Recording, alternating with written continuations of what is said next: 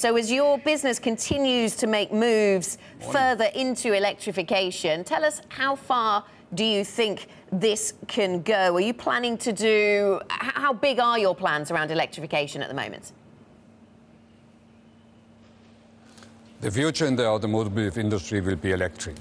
And Jaguar Land Rover, from 2020 onwards, we are going to deliver a variety, a portfolio of mild hybrid, plug-in hybrids, but also battery electric vehicles. So from 2020 onwards, all of our vehicles provide the choice for the customer to choose an electric vehicle.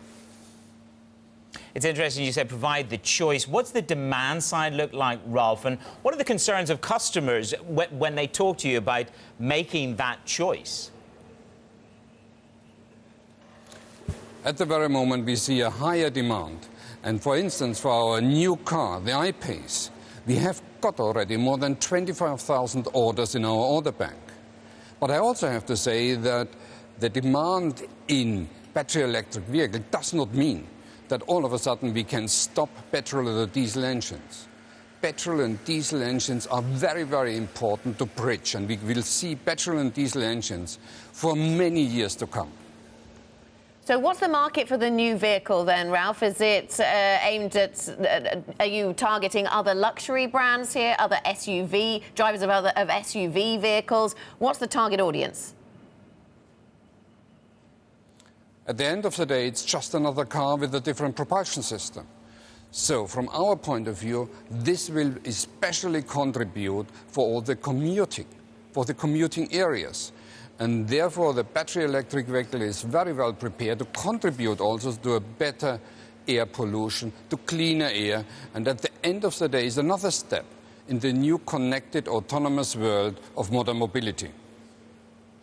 I love the line that I read, that you've launched this concept steering wheel. So in other words, the concept of sharing rather than necessarily owning a vehicle. I mean, to me, when I see a Jaguar, I haven't had the good fortune to own a Jaguar yet in my career, but I always sort of looked at your brand and your badge, and the XJS is what I would have grown up with, and went, wow, I really want to own that utterly unique brand. But is that less important to your brand going forward?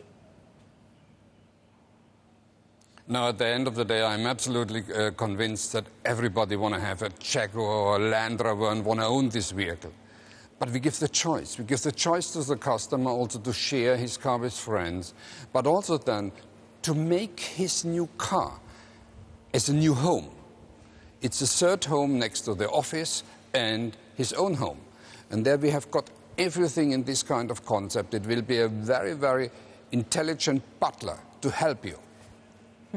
We'll see how that rubs up against the sharing economy then. On the Brexit front, Ralf, what preparations are you making in terms of your supply chain at the moment? We could see the supply chains disrupted by whatever deal is made between the UK and the EU at the end of this process.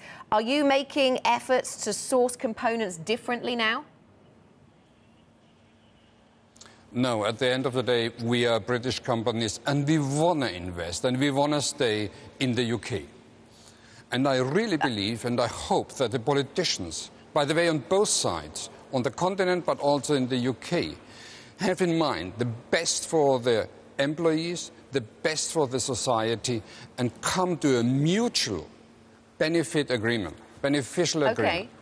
But are you trying to source more of your components from the UK then also?